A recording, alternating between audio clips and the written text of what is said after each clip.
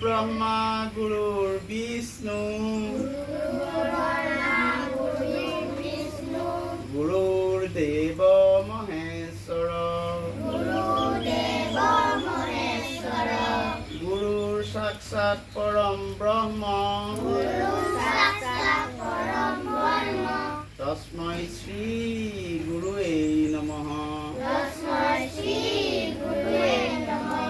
গুৰুৱে নমঃ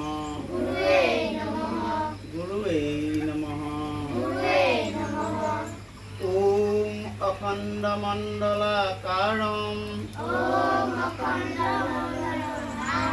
ব্যাপ্তম येन চৰাচৰম তৎপদম দৰ্শিতম येन তৎপদম দৰ্শিতম येन তস্मै শ্ৰী গুৰুৱে নমঃ গুৰুৱে নমঃ গুৰুৱে নমঃ বিশাল কালবা ওমকাৰ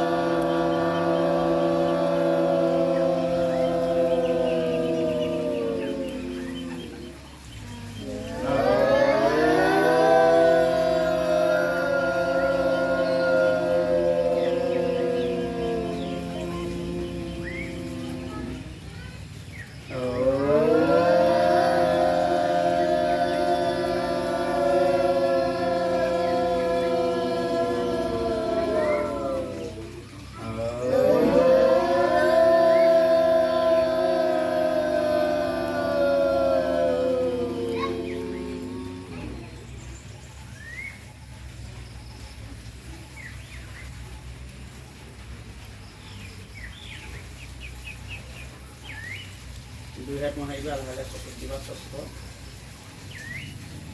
ভৰি দুখন আগলৈ দিবা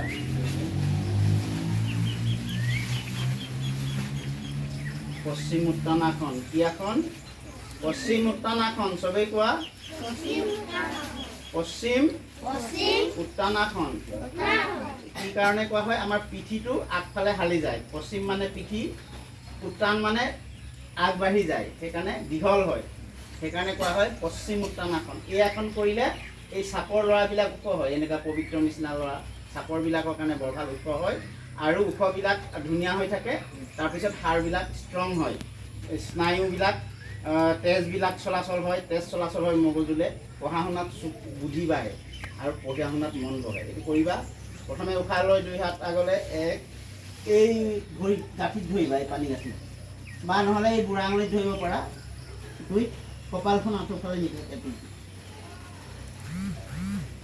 এনেকৈ আঁঠু চিধা ৰাখিবা আঁঠু বেকা নহয় 1 2 3 4 5 6 7 8 9 10 11 12 13 14 15 16 17 18 19 20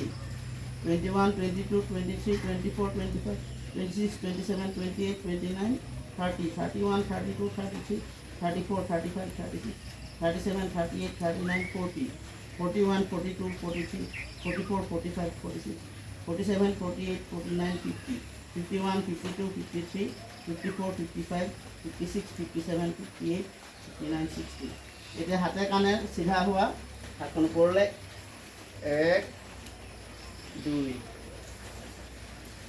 এইটো 1 মিনিট প্ৰথম অৱস্থাত 1 মিনিট 2 মিনিট কৰিলে যথেষ্ট পিছলৈ সম্পূৰ্ণকৈ পাৰিলে 3 মিনিটলৈকে আমি কৰিব পাৰোঁ বুজিছেনে এতিয়া আকৌ এইটো 1 মিনিট কৰিলোঁ আকৌ এবাৰ কৰিম আৰু এই আসনটো কৰিলে কি লাভ হয় এই আসন মই কৈছোঁ যে মগজুলৈ তেজ চলাচল হয় পঢ়া শুনাত বুদ্ধি বাঢ়ে আৰু পেটৰ চৰ্বিও কমে ডাঙৰ বয়সস্থ মানুহৰ পেটৰ চৰ্বি কমাবলৈও ভাল আৰু পেটত যেতিয়া গেছ হয় গেছবিলাকো আঁতৰ হৈ যায় আৰু হেৰি ৰাজহাড়ডাল নমনীয় হৈ থাকে আৰু সোনকালে বুঢ়া নহয় মানুহ মানে পূজা নহয় ঠিক আছে ৰাজহাড়ডাল ইফালে সিফালে হাওলা হাওলি কৰি থাকিলে ৰাজহাড়ডাল তাৰমানে নমনীয় হয়